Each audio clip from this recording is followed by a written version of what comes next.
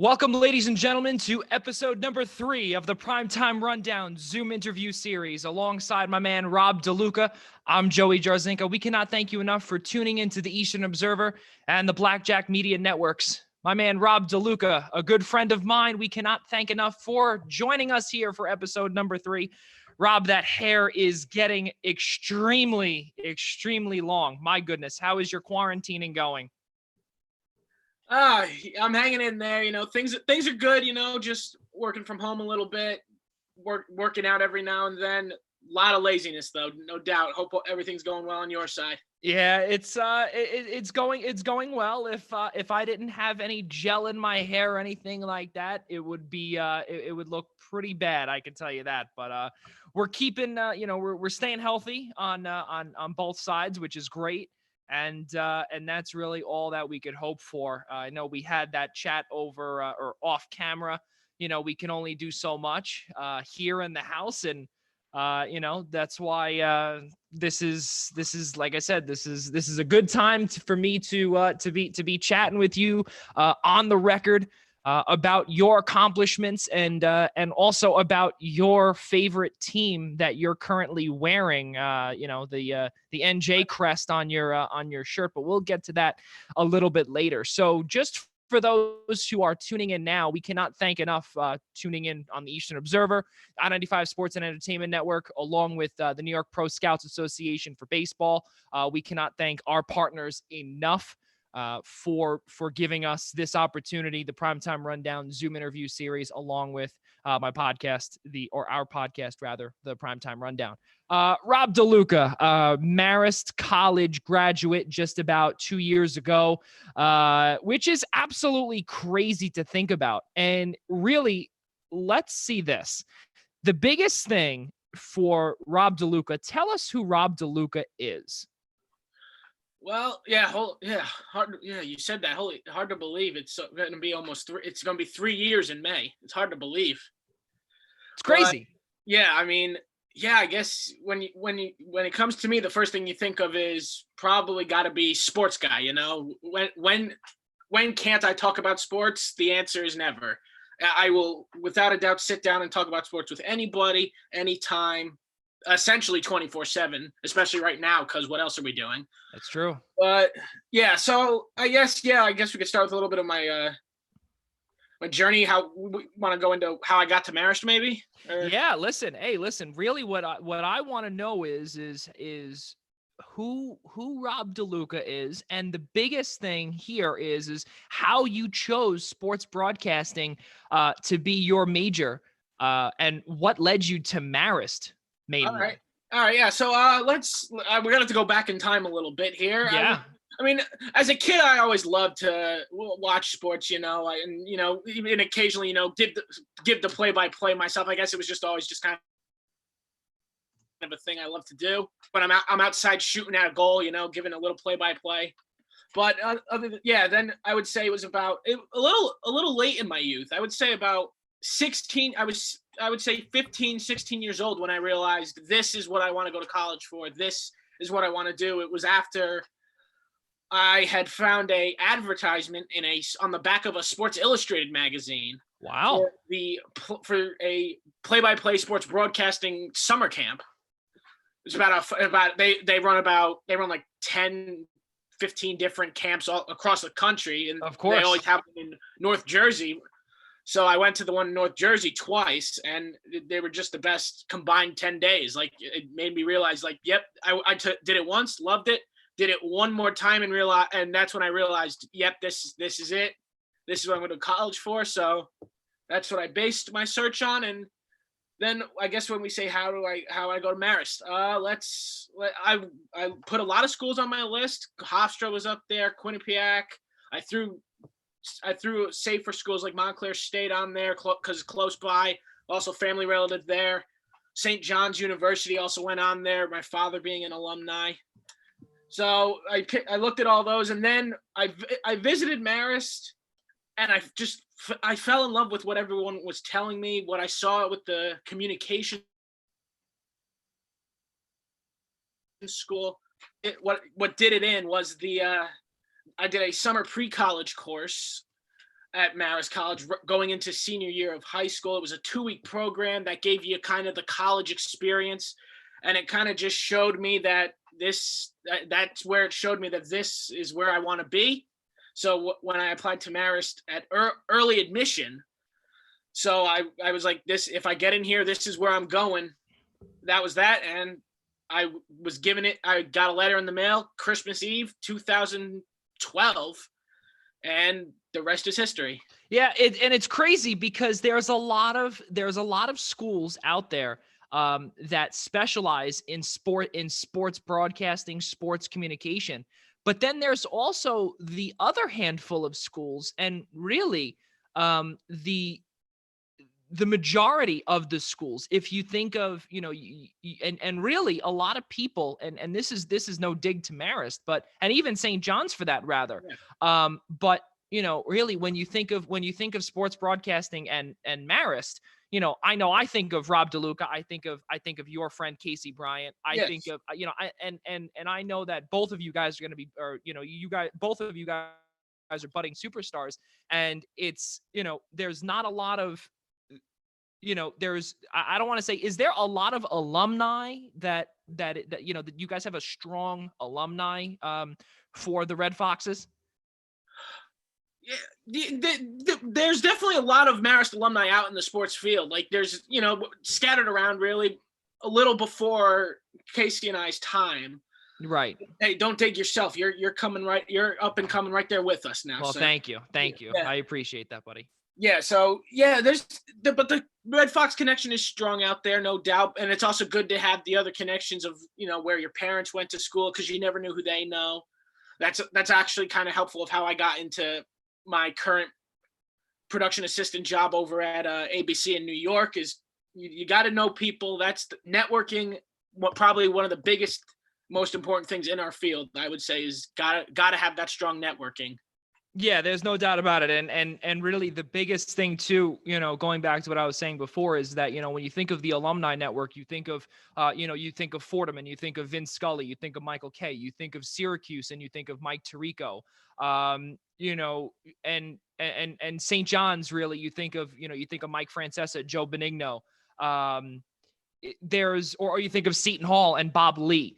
Or Rutgers, Catherine Tappan. There is the alumni network. As long as you utilize it properly, and that's the biggest thing, is that you have to make those connections. You have to be open with these people, and you can't be shy about any of it either. It is the toughest field to get into, and I'm extremely glad to be speaking with someone who is in my field and knows how hard it is to basically maintain the enthusiasm when we fall, and the biggest saying that I always say, and I was told by numerous people, when we fall, we rise. And that's the biggest thing, because I know, and I could tell you, I've had many talks with you off camera and through text message. And I've said, I can't stand this, we'll keep it PG. I can't stand this. Yeah. It's just, it's terrible. I don't want to be in this field anymore. And I think we both pick each other up. Absolutely. And that's how far along you and I have come as friends. And the best part is, and for those asking how I got to know Rob DeLuca here from Marist College, and also and tell me exactly, or tell the viewers exactly where in New Jersey you live. Okay, so where I exactly live in New Jersey, for those people, I live in a little Italian town called Fairfield, New Jersey. Not the Fairfield, Connecticut. This is the better Fairfield. This is we're the most Italian. I'll make it simple for everyone. Google most Italian town in the country. It'll pop right up. Top results, and it's right there. In studies, over 50% population, consensus. Yes. Every other household, you're probably running into an Italian. Yeah, so, Yeah, and that's and to me that's that's wild because how does a kid from Cold Spring Harbor from Long Island and how does a kid from Fairfield, New Jersey, how do these two meet? Well, we did have a mutual friend, and we still do have a mutual friend in a guy that I went to high school with, Danny DeVita, and we met when we went to, coincidentally, a Devils game. And we went to a Devils Islanders game at the Prudential Center at the Rock in Newark. And the three of us went. I don't remember was no, because I was driving. Right, that's what it was. Yeah, and then you guys had slept over at Danny's house. Yeah, correct. And then I had gone up to Marist for a birthday party, and you were there. And then after that, then we hit it all. Yeah. So it's who you know, and it's not only who you know, but it's the relationships that you make along the way, and just seeing what one Facebook friend request would do. And if it's a mutual friend, if you've spoken to that person in person, I'm not really a big fan of just friending all these different people, and saying, oh, I'm going to reach out to this person. I'm not really a big fan of that. I'm unless it's like LinkedIn or something like that. Yeah. That's different. But, in terms of just, looking for, I'm not looking for a friend at all. It's just, it randomly, it pops in. Things happen for a reason. And, and that's why you are now right here on episode number 3 of the Primetime Rundown Zoom interview series. And again, if it wasn't for our friend Danny DeVita, never know. Yep. Exactly. And we would have probably met elsewhere in the industry because, like I said, I know the both of us have the ability to get to where we want to go.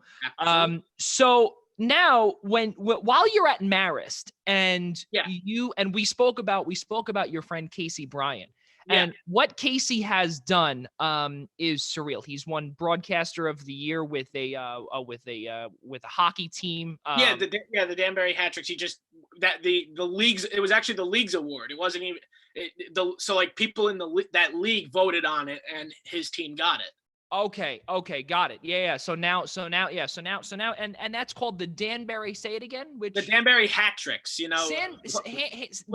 Danbury. Geez, the Danbury hat tricks, and exactly who they are. They play for the Prospects Hockey League, and there is no affiliation with the NHL in that. But basically, what it was that years ago, or a couple of years ago, or a few years ago, when you were in school, just to give the viewers a little bit of a background, you, Rob DeLuca, would call games with Casey Bryant, and also I believe your friend Matt McNamara, right? Yeah. Okay, good. Yeah. So I got my names right here on my my script. But it's surreal that, again, you do this, and you also had a full radio station to work with, but unfortunately it was not utilized properly. Give us a little bit of background on that. Oh, WMAR. Wow, what can any of us say about that? No, they're just really let's stick to the positives and keep the No, I mean, look, we're more than thankful that we had a whole radio studio. It's there, a room with all the technology needed to go out on the airwaves. Eventually the airwaves did end up crashing. It was just not the best leadership when we were winding down our careers. The upperclassmen above us, when we were lower classmen, had graduated, and then people below us, just the leadership wasn't there. And then eventually we couldn't get on the radio anymore. We had to just go right to Facebook. We had to just do Facebook Live instead, because we weren't going to stop. We're not going to let that little obstacle stop our grind, especially knowing a guy like Casey Bryant. He will get things done to the end, and we had to make sure we went out the right way, and not just because we couldn't do it anymore, but we figured out a way to make it happen.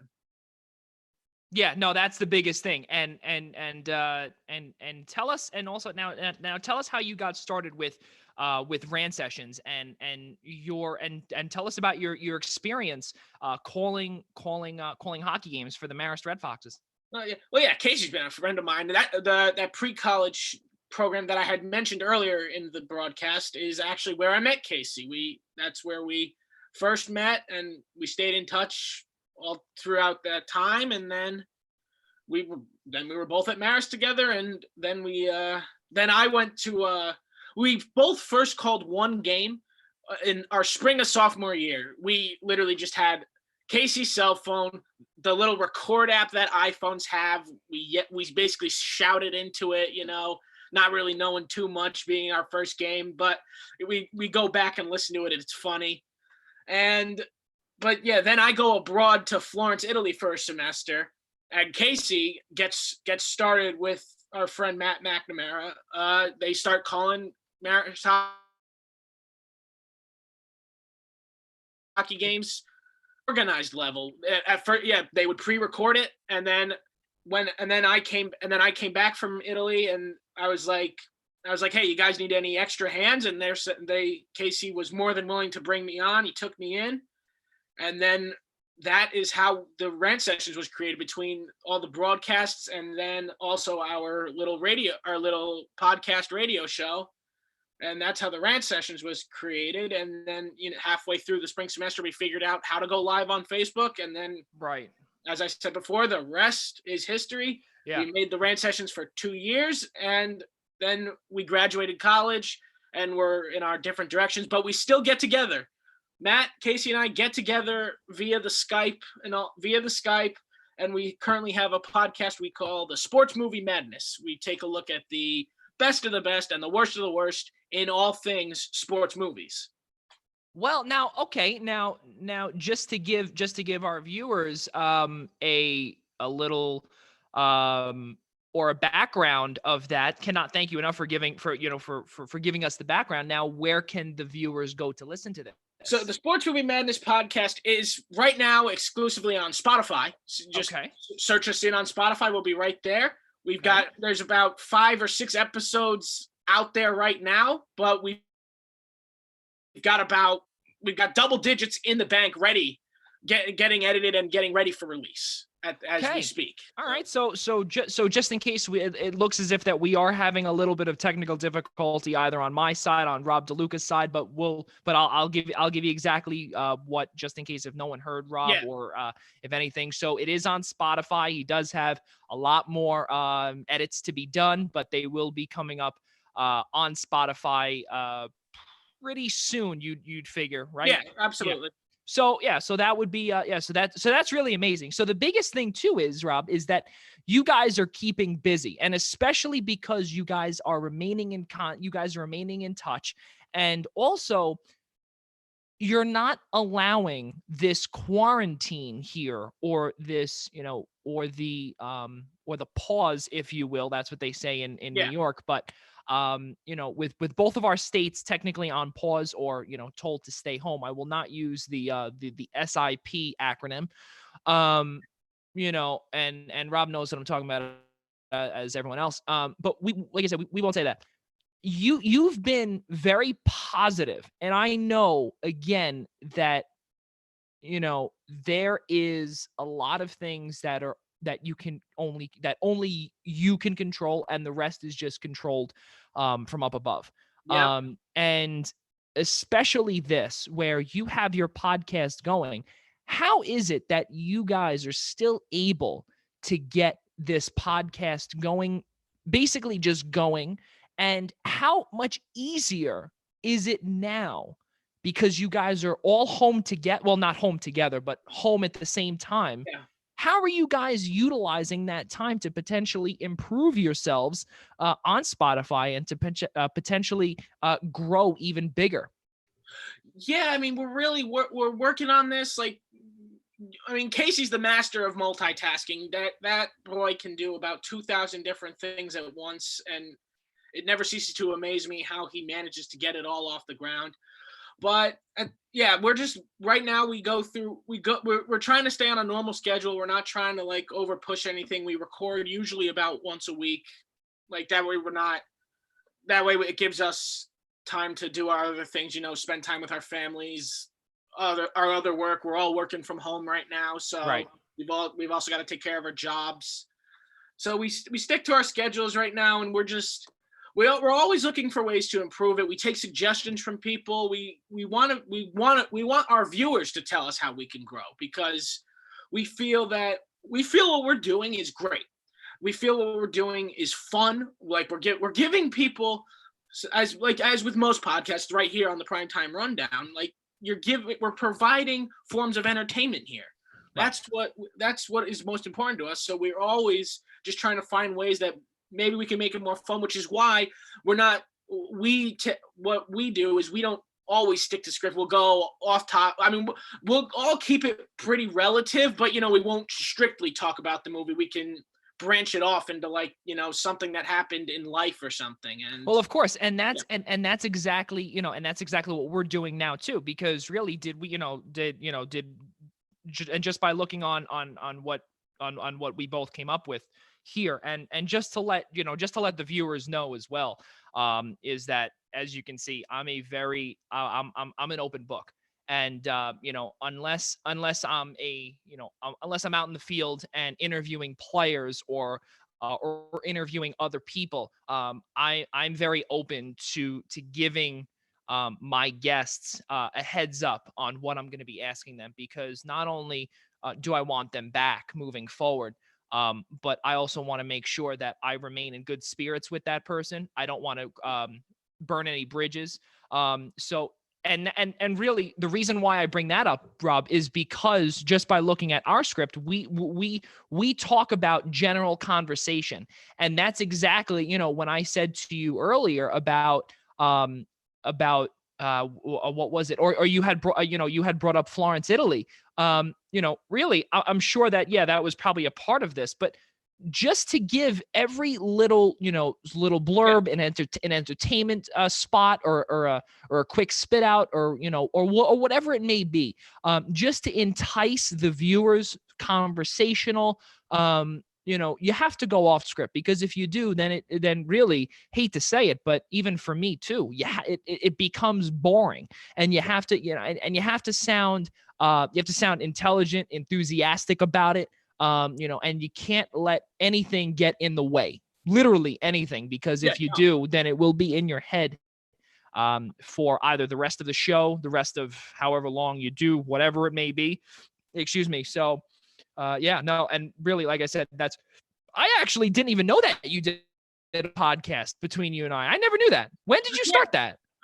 We started it in the later side of 2019, I would say. Okay.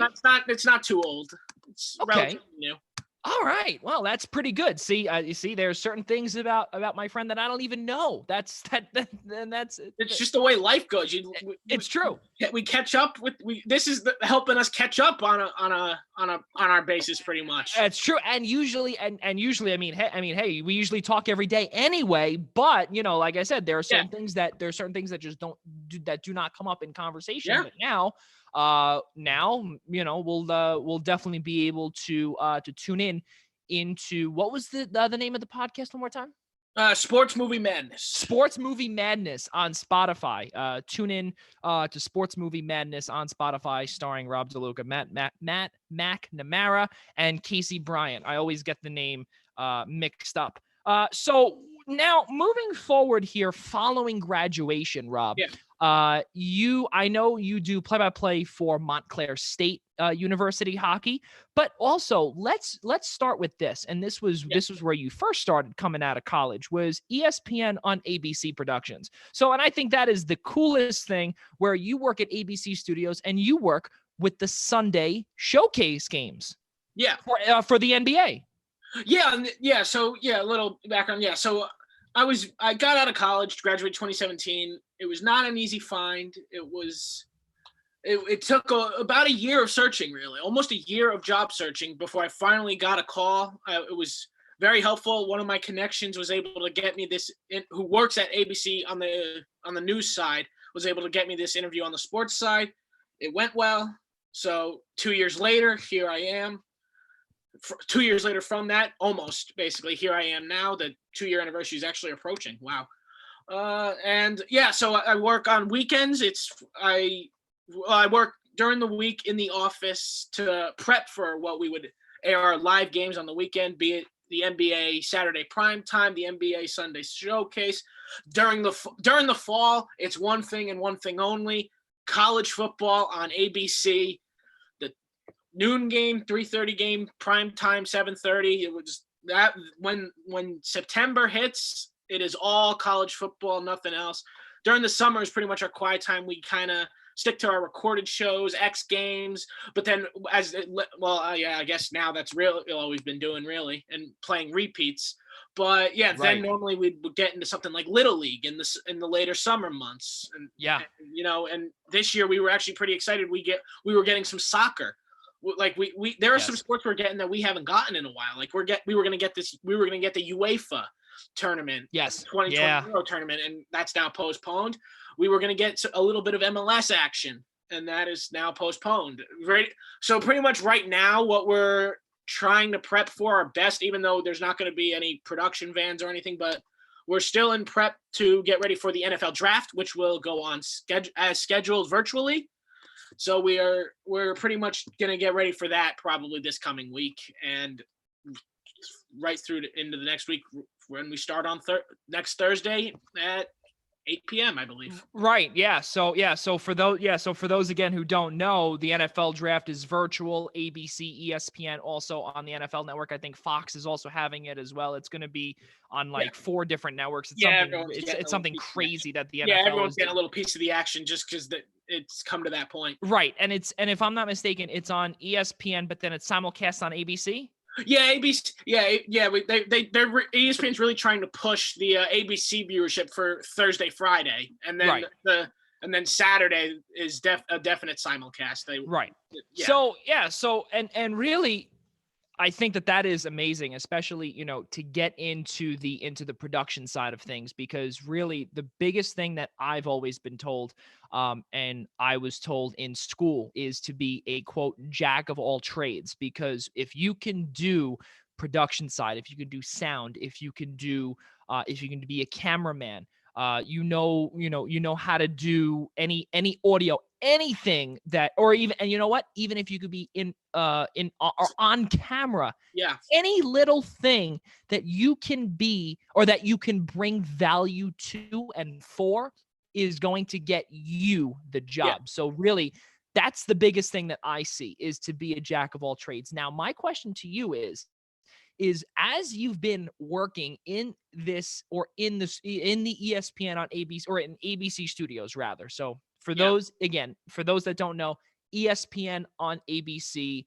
is the simulcast, or is the score bug and everything is ESPN, but it's nationally televised on ABC Sundays and Saturday NBA primetime, and the Sunday showcase for the NBA and college football rather, September through December. Now that you've been working at ABC Studios in Manhattan for the last you said roughly 2 years now, do you see a potential career in solely production, or are you sticking to your guns and saying, I still want to be a play-by-play guy, but this is a road that could lead me there? Yeah, exactly. Yeah, it's I'm 2 weeks away from turning 25 years old. I'm not quite ready to give up on the dream yet. I don't have any plans to give up on it. Got to stay on that grind. But yes, to your question, I do believe that the production side of thing could be a very, very smart path to get me into that broadcasting side. You work your way up the ladder a little bit, and then before you know it, an opportunity, a side door opens up, and it's like, and it tries to pull you in to get you to your dream. You never know when it could happen. It can happen at any time. Now, would you see yourself doing production? I don't want to say full time, but if that dream did not work, because I always say to myself, could I do it? And I don't know yet, because I never really worked in your type of setting just yet. So, I'm in SID at St. Francis College in Brooklyn, and I've now seen the collegiate side of, I would say, the administrative side. Right. So now you're technically working in the pros. And would you, just because you have your foot in the door, you have those connections, would you say to yourself, if that does not work, could you see yourself here for the rest of your life? Yeah, I definitely think so. Believe for me, I like to tell people, do what you love. make sure you enjoy doing it, because it is one thing to make a lot of money. Don't get me wrong. I'm not someone who's against making a lot of money, but you also gotta love what you do. I mean, if you're not enjoying yourself, you are not gonna be leading a happy life, and that isn't necessarily healthy. You gotta try to make sure you're just enjoying what you're doing, love what you're doing. And yes, I do believe that I do believe that production is something that I could easily try to fall back on should I not reach the promised land. Now, my question to you, and I know I've said this continuous times, and I do apologize, but what is the best game that you have been so now so actually rewind for a quick second. What's your title at ABC Studios? In production assistant. Production assistant. So with you being a production assistant, what is the best game that you have PA'd for? Production assisted for? Yeah, it's tough. Over 2 years of a lot of different games, a lot of different sports. I want to say there was this one college. I mean, I've worked NBA finals too, but it's only been 2 years, so I've been seeing a lot of LeBron. I've been seeing a lot of Golden State. Yeah. So, I gotta say, there was a college football game, and I want to say Texas Tech was playing, I think, a Florida school, and it was just high scoring. It was intense. Just so many games over these last 2 years, especially when it's a weekly thing for college football. I'm always in for college football, so they have me in there every week. So and when you're doing 3 games a night, for 12 straight weeks, they start to mesh together. So it's hard to try to remember. Yeah. You got these 8 to 10 hour days, and you're just trying to. Yeah, but yeah, I think some of the best times there. Even another part of my job is to look at old footage of the ABC's Wide World of Sports. I look at old footage and really? I help archive it. Yeah, it's like they're doing an archive thing with ESPN. So I think so I just look at the footage. I make sure it's all there, because with old tapes, sometimes old technology way back in them 60s, 70s, it's not always there. Now, actually a question to you, and this is the part where we go off topic or off script rather, is have you ever logged? Have I ever logged? I do, not in an official sense. No, I would not say I've logged anything, but yeah, no, like I do when I'm in my chair on the weekends. I'm in charge of the on-air report. I write down hit times for certain commercial breaks, for quarters ending, etc. Okay, yeah, no, and the reason why I bring up logging is because I remember years ago, or it feels like years ago, but probably back in late August, right after my birthday in September, I was given an opportunity to be a logger at CBS Sports, and I will say this story, full transparency, was that it was right when college soccer began, and a lot of people said to me, "You got to do this. You got to do this. You got to try at least. If you don't like it, it's one thing, and if it doesn't feel right for you, it's another thing." And a few of my friends told me, I don't know if I ever told you this, Rob, and I had said, I don't know if I really want to do this. And you're going to CBS Sports, and you're going to the 36th floor, 36th floor, 36th floor, on 57th Street, right across the street, from their broadcasting center. Yeah. And they have, where their loggers are, they are right across from the broadcast center. So what they log during the NFL game, NFL on CBS games on Sunday, or the SEC on CBS, or whatever games it may be, it feeds directly to the truck, wherever, at whatever site it is. So I remember I had to log a game or football game back from. They gave me an NFL game. I think it was who was a part of it. Actually, here, you know what? I don't remember that. Okay, I remember that, but I don't remember the team. I think it was Houston Oilers. So that was old. That was definitely Okay. old. But then the next game that I had to do, this one I remember, was Syracuse and Boston College. So I got to see Donovan McNabb play an actual game, right? But all joking aside with, the Eagles and Giants talk, but seriously though, I remember doing the logging and I remember saying to myself, this doesn't feel right. And when I was typing it, when I was doing whatever, I got the right, for those that are listening and, potentially that are from CBS, there's no love lost, or there's no Yeah. hard feelings whatsoever. It just didn't feel right for me at the time. And people said to me, a few of my friends, actually, like my closest friend said to me, what are you doing? This could be a career move. Whether, you're a logger, you're another one of your friends, Mike Slavitt, a close friend of mine, Mike, he works at MLB Network and he's a logger. And he told me, he said, that's definitely like, that's what he does. Yeah. But he also records the hits like you. He does some hits whenever. So I don't know if he does live logging. I don't know if anyone does live logging that could be listening. Yeah. But all I know was that with live logging, it is extremely hard. And you have to know in your head, basically in the back of your head, there are certain formulas. There are certain letters that you have to press, and you have to make sure also that on a football game or even a basketball game, if the ball is moved, if there's a throw, if there's a first down, whatever it is, you have to make sure you hit one, and then, like for one or 1S for first down or whatever. And then you have to make sure that, because every single game is different, that you have to remember their number. Yeah. And if you get it wrong, then you get yelled at over the headset by the truck. Yeah. Right. So I remember, and it made to me no sense that I think it was, do I want to go to CBS and not be happy?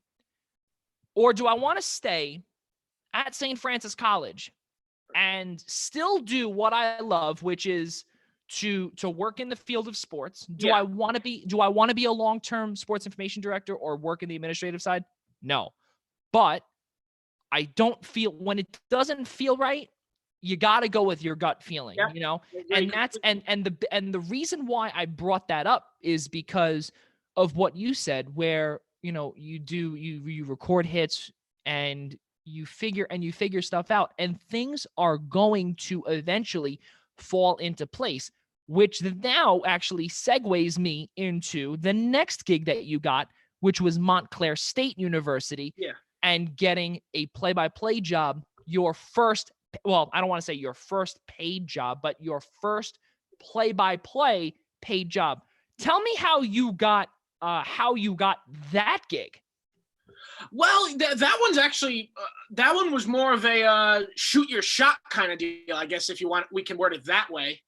So I graduated college. Works perfect for hockey. Shoot your shot. Absolutely. Yeah, play on words there. I mean, there you go. So what I did, so I come home, I just graduated college, and obviously there's nothing I love more than broadcasting. And, while I'm in this job search, I'm like, well, let's see. I don't want to and being the broadcasting being the dream, you can't let yourself get rusty. That's one of the worst things you can do. Oh yeah. I'm guilty of it. Absolutely. We all are. I am too. I mean, but so what I did was I was like, you know what? I want to keep it going. I did Marist. I was the Marist College for two seasons, and I realized I got to keep this going. I was like, the ACHA is already what I know, and it's a game I understand at its speed, and I only live 10 minutes away from Montclair State University, so I just got on my little interwebs. I shot an email to the coach and asked if he would like a broadcaster, and he said yeah, and I just completed my third season with them. So it really is unbelievable, because for those aspiring broadcasters, or not only broadcasters, but just aspiring for anything that you want to do, all you need to do is simply just shoot your shot with whatever it is. And as Wayne Gretzky said, you miss 1,000. I think it was you miss 100%. Oh my gosh. That is bad. That's quarantine brain, ladies and gentlemen. You miss 100% of the shots you don't take. Okay. And that is my motto, because you know what? What's the worst thing that someone will say to you? No. No. Okay. Yeah. So you know Okay. what? So you know what? So that's the thing. You cannot get discouraged, and you have to just brush it off. That's it. Exactly. And you move on to the next thing. Yes. And you have to move on to the next thing.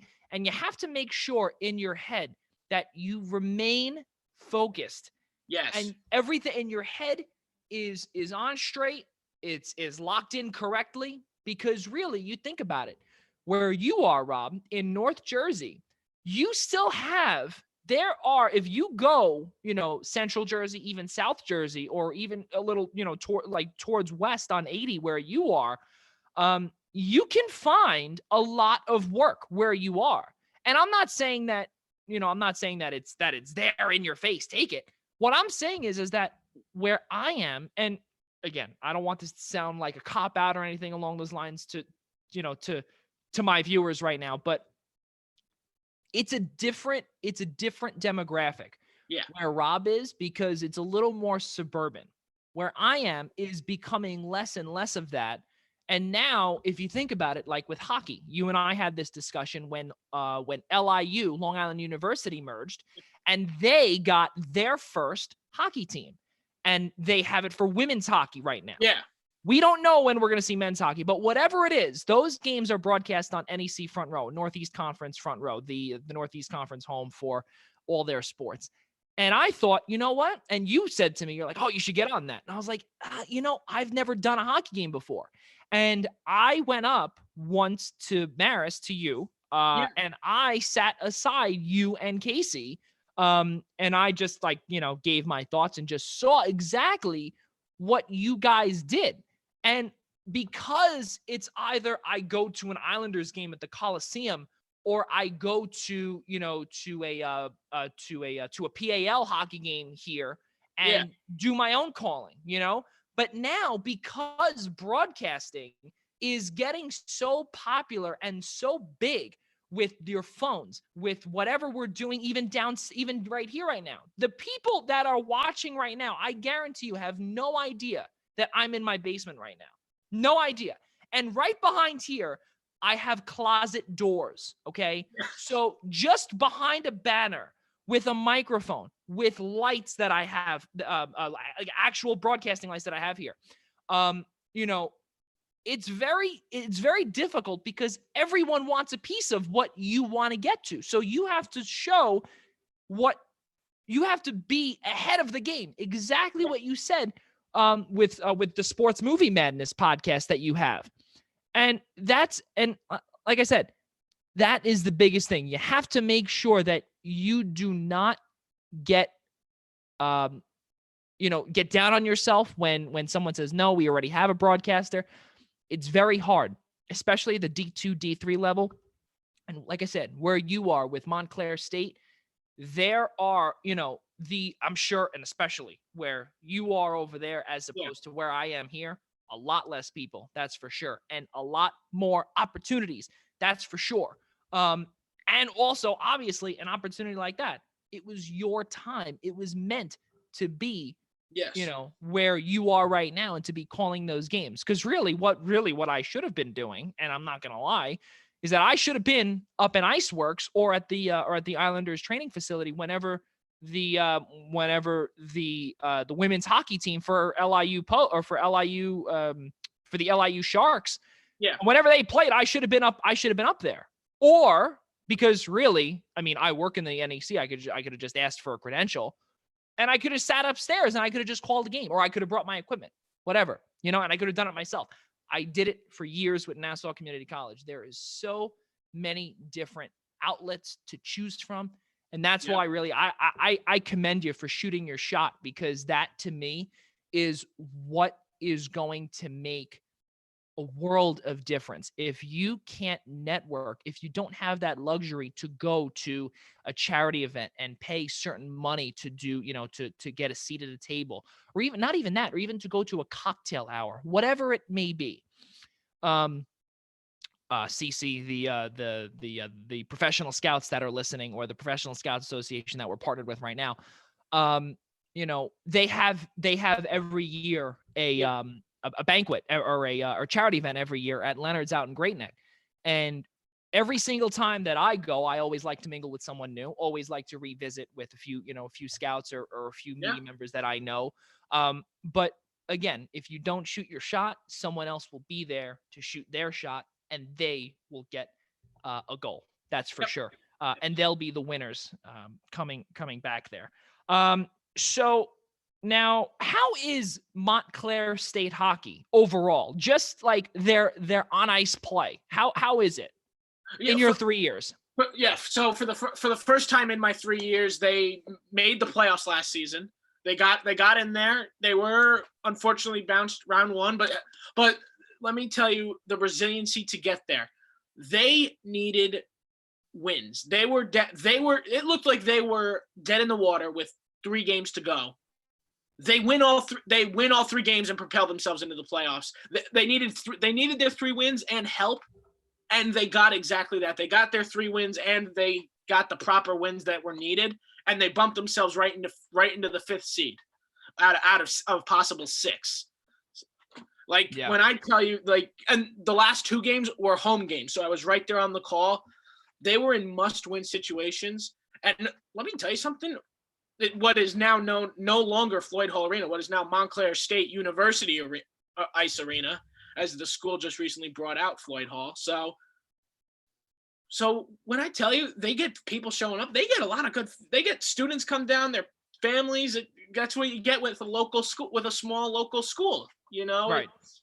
You get a lot of people there, and the energy, it just propelled them, and they got their 2 W's at home back-to-back nights and shot themselves into the playoffs.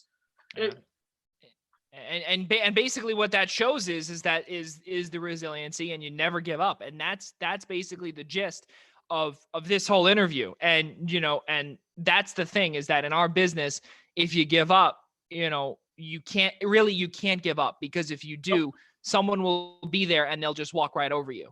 And the same thing goes in on the ice or on the court, on the field, etc. These guys did not stop. It's exactly how it is with everything in life. And now is probably the biggest time where, I would say, really, and I've said biggest a lot this whole interview, but is the time where everyone will try and hone their skills with everything, whether it be basketball, whether it be broadcasting, whether it be play-by-play, whether it be doing these interviews, whatever it may be. Everyone has to do something in order to get to where they want to get to, once either these jobs open up, whether these jobs get cut, whatever it is. And I know, and I could see it already. Once the disaster, or we get the all clear from the CDC and everything, I'm sure that people are going to be hopping over each other for jobs. That's just the nature. And it's going, and it's not only, and Rob, it's not only for broadcasting. It's going to be for literally everything, because you're going to have, and I said this on the last show with Kevin Connolly from WSJU Sports, is that people in any position, retail, malls, gas station, whatever it may be, broadcasting is just another thing, and it's a big one. And that's what we have to make sure that we keep doing our work. And that's why, like I said, we both have to keep doing what we're doing, including you with your podcast with your boys. That is for sure. Because also, continue. I'm sorry. I've been talking. No, you're right. You're right. You just got to stay on that grind. Keep putting those apps out, because you never know when this is over. You might hear back from somewhere. So you might hear back from somewhere. It's like they may not be hiring right now because they're doing interviews, but the applications will still be there when the recruiting people get back. So you never know. The applications will always be there, and you never know when you get that phone call. So don't stop the grind just because the world is in a pause. Exactly right. Now back to Montclair State. Now I was at the I think it's called the Mid-Hudson Civic Center, right? That's the That one is, with 50. Yep. yeah, that's right. So when I had gone up there to see you and Casey and to call, to help to be with you guys while you guys called the game, um it's your home. Yeah. Let's leave it at that. It's your home. Now with Montclair State, what are the facilities like? Is it similar to where you have to sit in the stands? Do they provide you a table? Do you sit on, Yeah, I mean, yeah, I was provided a table for all. This past season, I also got off the cell phone and headphones. Ryan, I got some real gear as a birthday present. So yes, good. Okay. The arena did provide me a table for my laptop, for everything that made the live stream possible from my laptop. So all I had to worry about was, moving the camera back and forth. That's not that hard, and then calling the game. Although I can say it can be kind of a pain to have to remember the camera while you're also trying to call an intense hockey game at the same time. But it does sound. I give you a lot of credit. Oh yeah, it's being a multimedia journalist. I give all those people credit. I mean, because they're literally doing everything themselves, putting themselves in situations you never know. And yeah, I spoke with the Montclair coach as I left for the final time after the SECHL Division Championship game. And he had said after the school buys out the rink, I think they're going to redo They're going to redo it a little bit, and it does sound like there'll be a little place for me, or if I can find my successor to have a little broadcast area off, like a little enclosed area potentially. So it sounds like there's going to be some going to be some renovation to this very old ice arena. Well, all right. So now at least they're giving you a table, which is key. I remember when we were up at the Civic Center in Poughkeepsie, and we sat behind a whole bunch of students, and we sat basically on the last slab of concrete. Yeah. And that to me, and I, and I don't want to sound like I'm spoiled or whatever, but I guess I was blessed to be able to call games from the friendly confines of Madison Square Garden, or get your own, or to get your own press box at Jack Kaiser Stadium with baseball, or to be with softball. I would be outside. They'd set up a table, they'd set up, all audio equipment, whatever it may be. So, now that they're going to be building something for the broadcasters, for the broadcaster, for you, especially because you're going to be going back there for your fourth season, I would presume.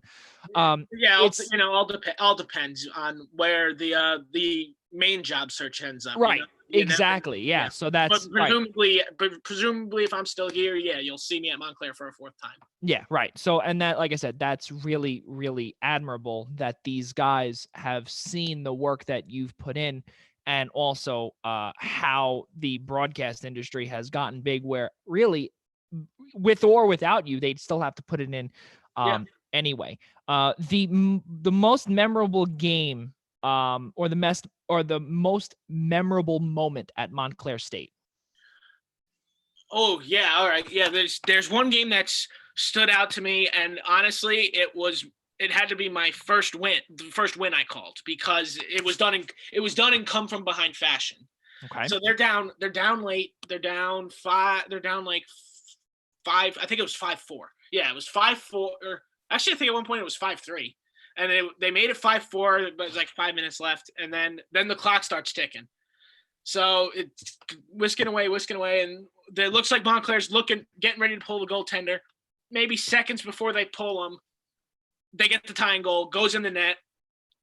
Floyd Hall erupts, and next thing you know, we get overtime, and then just absolute a shot.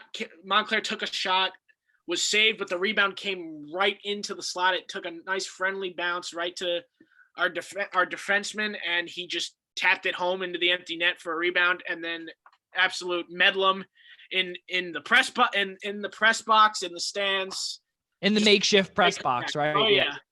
Just great game overall. And then of course another great one was just this past season, finally calling a playoff berth. Finally getting to see them get into the playoffs, and calling a few wins is always fun. Yeah, no, absolutely. And that's, and again, that's something that really stands out as well. Every time, especially whenever you put it on a reel, it's the excitement, it's the happiness that you give to the viewers, and still doing it in a professional manner is extremely key in the job search. Following, or actually in between Montclair State, or in between or ABC Studios and Montclair, you had a side gig, Devil's Army blog. Is that right in the timeline? That's something I picked. That's something I picked up in college. Just as a little extra something to do. I like to write about I love my New Jersey Devils. I like writing as well. I like being a little low key journalist. Nothing official or anything, but being a fan who writes about the team, I get a real pleasure out of that. So yeah, it was March 2016, I believe, when I first joined the Devil's Army blog.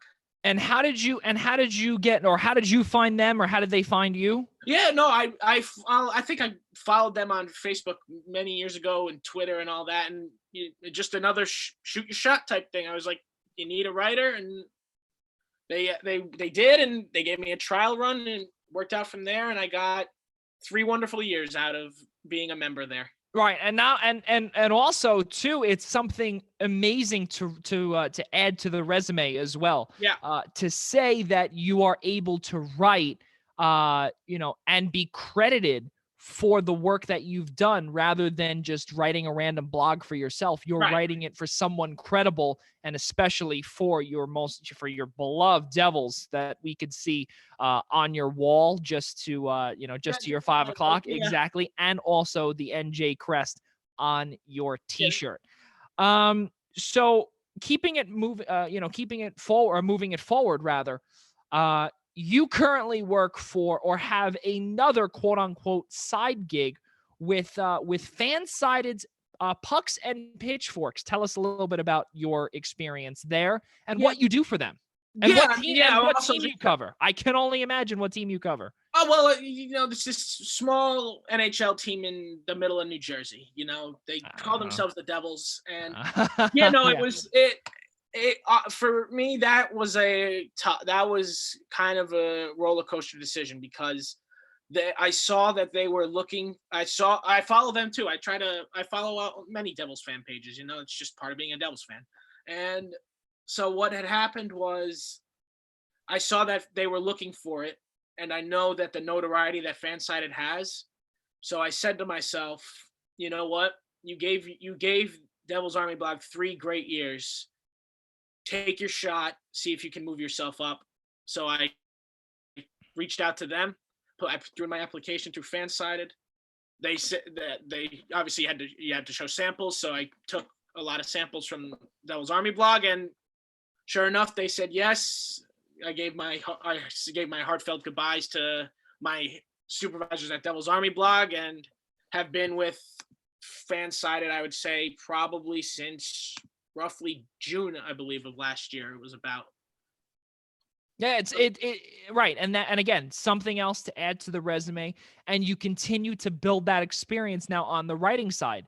And really, I love how you do that, because now, on top of having sports broadcasting knowledge and having the experience, now you also have the production side of things. Yeah. Now you also have the writing side of things as well. And now eventually it's coming full circle, and it's forming that sports business circle that Rob DeLuca is trying to officially accomplish, where you can now be that quote unquote jack of all trades for any random for any random business that's out there, or network, or whoever it is that you will get hired by in due time, or when that right time is. So that's really amazing, Rob. I'm really happy for you. And I'm happy to hear that not only you're doing well, but also that you're keeping yourself busy in these extenuating times, in these extenuating circumstances where we both and all of us have no control over what goes on when we leave, etc. So other than sports, this is a general question now. Yeah. Other than sports for you, which I know Rob DeLuca is not really an other than sports type of guy, but let's now bring that into sort of a game type thing. I like Or right, exactly. Or a game type question. So in your free time right now, what else have you been doing besides, keeping up with sports, keeping up with your podcast, making sure that, you stay healthy, etc.? Yeah, that's really it. I mean, at this point, I'm just I'm right now your average guy. I play my video games. I watch a little TV, spend some time with the family, and yeah, just overall try to stay healthy, help around the house. Make myself an important. You gotta keep your worth when you're around your parents' house. Yeah, that's times.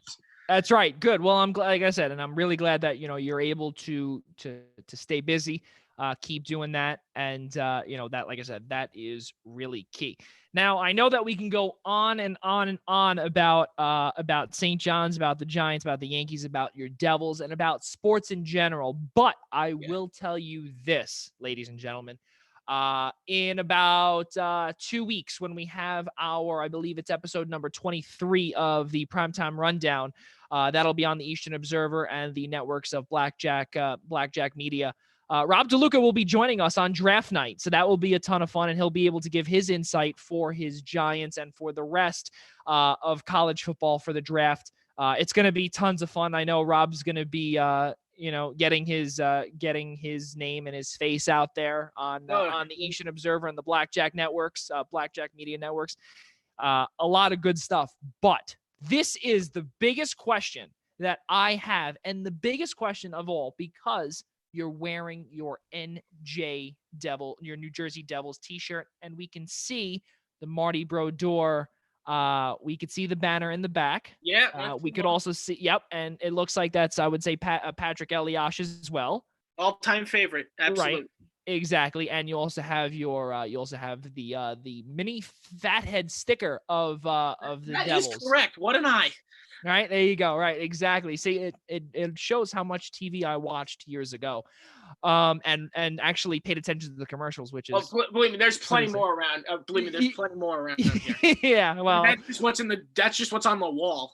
There you go. Well, I'm sure. And I've been to your house before. I've seen it. It's crazy.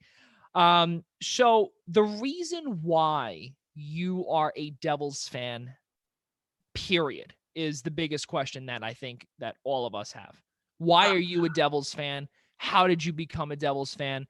And obviously you're going to be a Devils fan for your whole life, but why and how did it become?